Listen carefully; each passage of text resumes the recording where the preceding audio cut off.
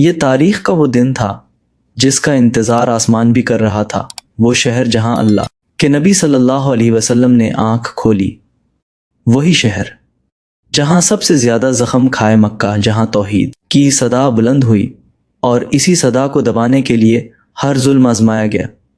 فتح مکہ کوئی اچانک واقعہ نہیں تھا، یہ صبر، قربانی اور حکمت کا نتیجہ تھا۔ مکہ میں اسلام کا آغاز اور مخالفت۔ جب نبی کریم صلی اللہ علیہ وسلم نے لا الہ الا اللہ کی دعوت دی تو مکہ کی زمین ہل گئی۔ قریش کی سرداری، ان کا کاروبار، ان کے بدسب خطرے میں پڑ گئے۔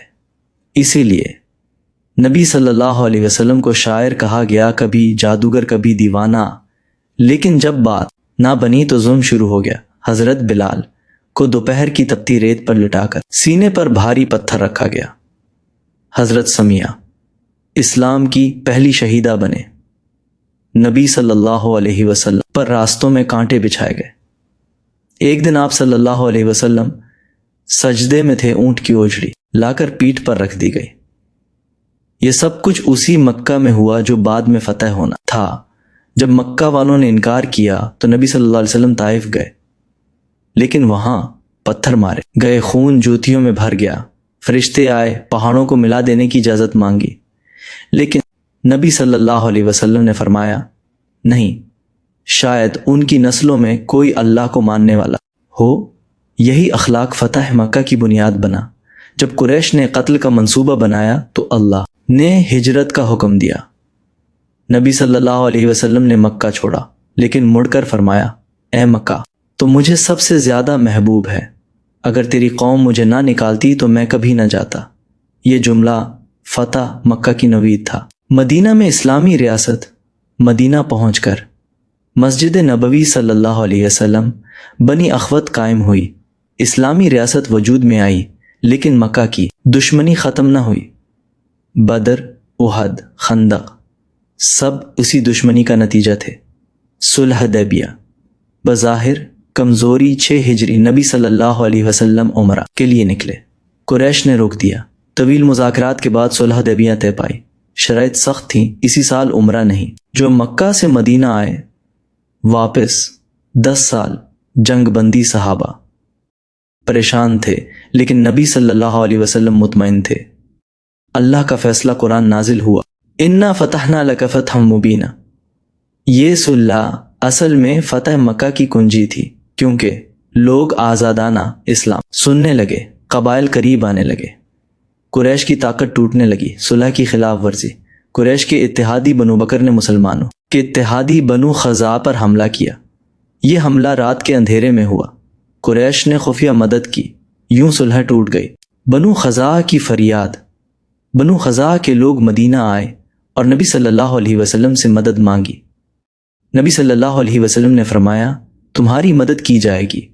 یہ وہ لمحہ تھا جہاں سے فتح مکہ کی گھڑی چل پڑی۔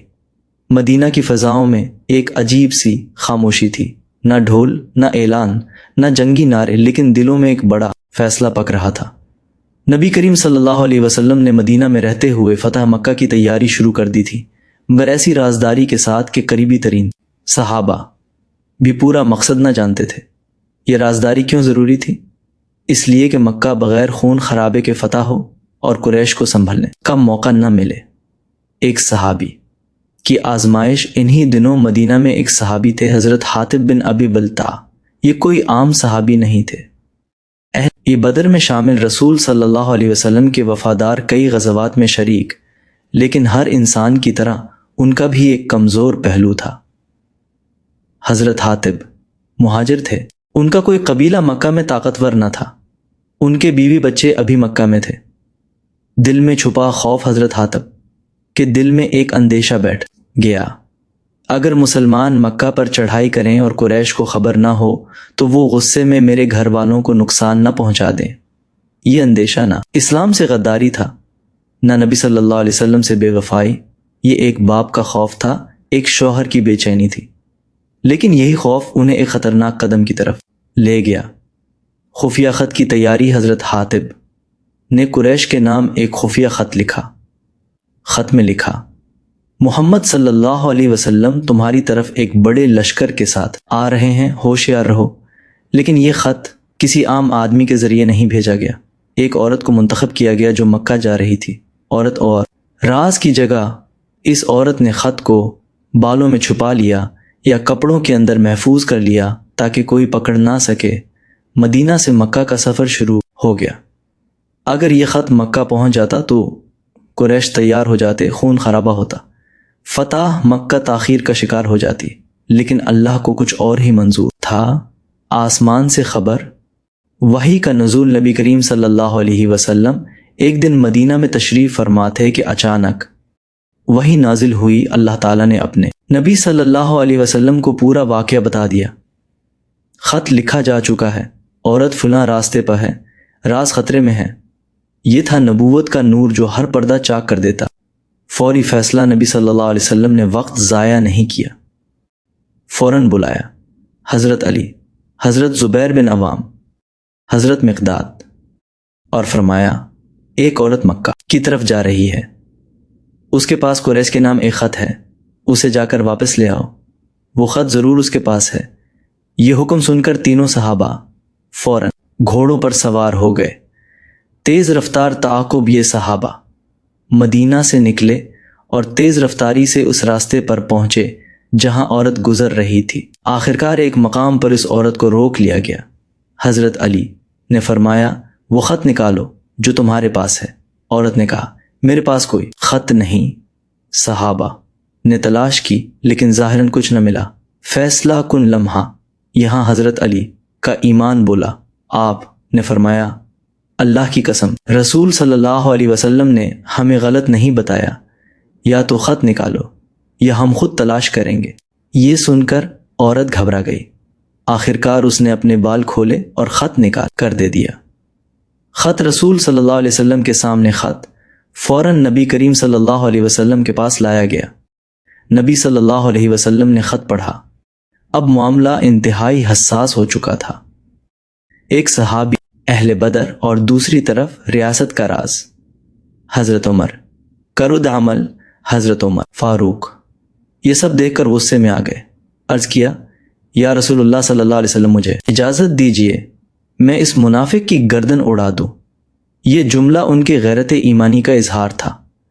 نبی صلی اللہ علیہ وسلم کی حکمت، نبی صلی اللہ علیہ وسلم نے نرمی سے فرمایا اے عمر، یہ اہل بدر میں سے ہے اور اللہ نے اہل بدر کے بارے میں فرمایا ہے جو چاہو کرو، میں نے تمہیں معاف کر دیا۔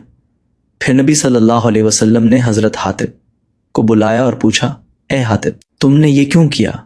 حضرت حاطب کی وضاحت، حضرت حاطب روتے ہوئے بولے یا رسول اللہ صلی اللہ علیہ وسلم، میں نہ کافر ہوا نہ اسلام سے پھر گیا، لیکن میں قریش میں بے سہارا ہوں۔ میں نے چاہا کہ کسی طرح میرے گھر والے محفوظ رہیں۔ یہ سن کر فضا بدل گئی۔ فیصلہ، عدل اور رحمت کا امتزاج۔ نبی صلی اللہ علیہ وسلم نے فرمایا اس نے سچ کہا ہے، تم اس کے ساتھ بھلائی کے سوا کچھ نہ کہو۔ یوں ایک بڑی سازش ناکام ہوئی، خون خرابہ ٹل گیا، ایک صحابی کی عزت بھی محفوظ رہی۔ یہ تھا اسلامی عدل جہاں نیت دیکھی جاتی ہے، صرف عمل نہیں۔ حضرت حاطب کے واقعے کے بعد مدینہ کی فضا اور زیادہ سنجیدہ ہو گئی۔ نبی کریم صلی اللہ علیہ وسلم جانتے تھے اب ایک لمحے کی بھی غفلت پورے منصوبے کو بدل سکتی ہے، اسی لیے اعلان نہیں ہوا، جنگی نعرے نہیں لگے، مقصد کسی کو صاف لفظوں میں نہ بتایا گیا، صرف اتنا کہا گیا تیاری کرو اور راز کو راز رہنے دو۔ یہ وہ قیادت تھی جو شور سے نہیں حکمت سے کام لیتی ہے۔ اللہ سے دعا راز کی حفاظت نبی صلی اللہ علیہ وسلم نے ایک خاص دعا فرمائی، اے اللہ قریش کی آنکھوں کانوں کو ہم سے بے خبر رکھ۔ یہ دعا فتح مکہ کی روح تھی، کیونکہ نبی صلی اللہ علیہ وسلم خون ریزی نہیں چاہتے تھے۔ وہ مکہ کو سلامتی کے ساتھ اللہ کے گھر کے طور پر واپس لینا چاہتے تھے۔ رمضان 8 ہجری روانگی کا دن رمضان کا مہینہ تھا، وہی رمضان جس میں قرآن نازل ہوا، وہی رمضان جس میں اسلام کو سب سے بڑی فتح ملنے والی تھی۔ نبی صلی اللہ علیہ وسلم مدینہ سے روانہ ہوئے، رفتہ رفتہ اطراف کے قبائل بھی اس لشکر میں شامل ہوتے گئے، حتیٰ کہ لشکر کی تعداد 10,000 تک جا پہنچی۔ یہ وہی لوگ تھے جنہیں کبھی مکہ نے کمزور سمجھا تھا۔ روزے اور سفر، نبی صلی اللہ علیہ وسلم کی حکمت، راستے میں روزے کا معاملہ آیا۔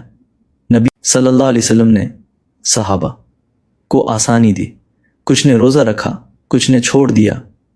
یہ پیغام تھا، اسلام سختی نہیں سہولت کا دین ہے۔ یہ لشکر صرف تلواروں سے نہیں، اخلاق سے بھی مسلح تھا۔ مکہ کے قریب مرحلہ الزہران کا پڑاؤ۔ جب لشکر مکہ کے قریب مرحلہ الزہران پہنچا تو نبی صلی اللہ علیہ وسلم نے حکم دیا، ہر آدمی ایک ایک آگ جلائے۔ رات کے وقت 10,000 آگیں پہاڑوں پر روشن ہو گئے۔ یہ منظر دل دہلا دینے والا تھا۔ یہ آگیں قریش کے دلوں میں خوف بن کر اترے۔ ابو سفیان کی بے چینی۔ مکہ کے سردار ابو سفیان بن حرب ان دنوں شدید اضطراب میں تھے۔ صلح ٹوٹ چکی تھی اور قریش کو کچھ خبر نہ تھی کہ کیا ہونے والا ہے۔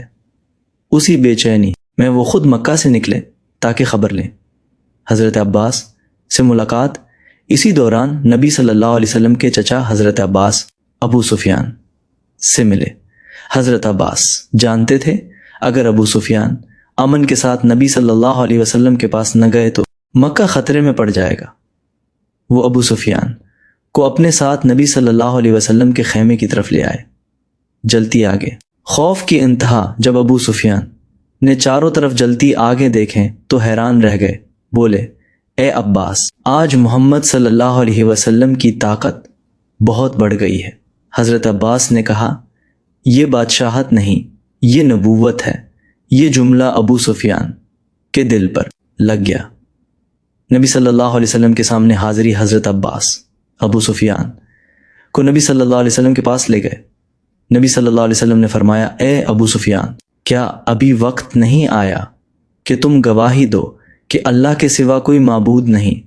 ابو سفیان نے کہا، اگر کوئی اور ہوتا تو آج کام آ جاتا۔ پھر نبی صلی اللہ علیہ وسلم نے فرمایا، اور یہ کہ میں اللہ کا رسول ہوں۔ ابو سفیان کچھ رکے، پھر بولے، میرے دل میں ابھی کچھ باقی ہے۔ حضرت عمر کا سخت لمحہ۔ حضرت عمر یہ سن کر غصے میں آ گئے۔ عرض کیا، یا رسول اللہ صلی اللہ علیہ وسلم، یہ اللہ اور اس کے رسول کا دشمن ہے، مجھے اجازت دیجیے۔ لیکن نبی صلی اللہ علیہ وسلم نے ابو سفیان کو مزید مہلت دی۔ یہ بھی رحمت کا دروازہ تھا۔ اسلام کی روشنی۔ بالآخر ابو سفیان کا دل کھل گیا۔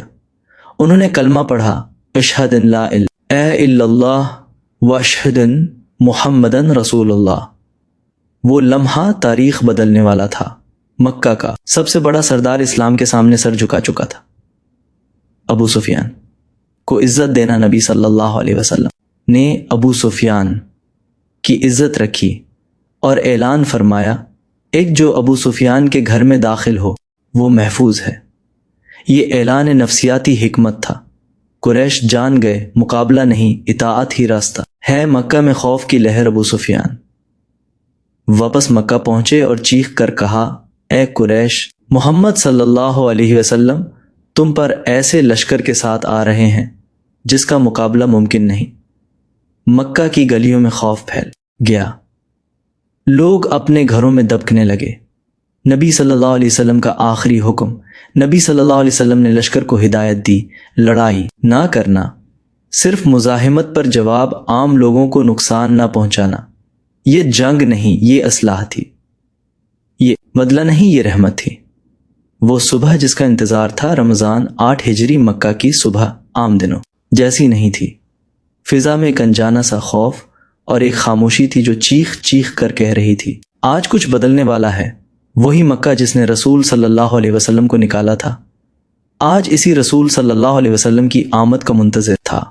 چاروں طرف سے داخلہ۔ نبی کریم صلی اللہ علیہ وسلم نے لشکر کو 4 حصوں میں تقسیم کیا۔ ایک دستہ دائیں طرف، ایک بائیں طرف، ایک سامنے سے اور ایک پیچھے سے، لیکن سخت حکم دیا، جب تک تم پر حملہ نہ کیا جائے تلوار نہ اٹھانا۔ یہ حکم تاریخ جنگ میں بے مثال تھا۔ چند مقامات پر مزاحمت زیادہ تر مکہ نے ہتھیار ڈال دیے تھے، لیکن چند سخت دل لوگ ابھی بھی مزاحمت پر اتر آئے۔ حضرت خالد بن ولید کے دستے پر کچھ لوگوں نے حملہ کیا۔ جواب میں چند لوگ مارے گئے، لیکن فوراً نبی صلی اللہ علیہ وسلم نے حکم دیا، رک جاؤ، مزید خون نہ بہایا جائے۔ یہ تھا کنٹرول، نہ کہ انتقام۔ فاتح مکہ صلی اللہ علیہ وسلم مگر سر جھکائے۔ جب نبی کریم صلی اللہ علیہ وسلم مکہ میں داخل ہوئے تو منظر کیا تھا؟ سر مبارک جھکا ہوا اونٹنی، قصواء پر سوار، لبوں پر قرآن، یہ فاتح غرور کے ساتھ نہیں، عاجزی کے ساتھ داخل ہو رہا تھا۔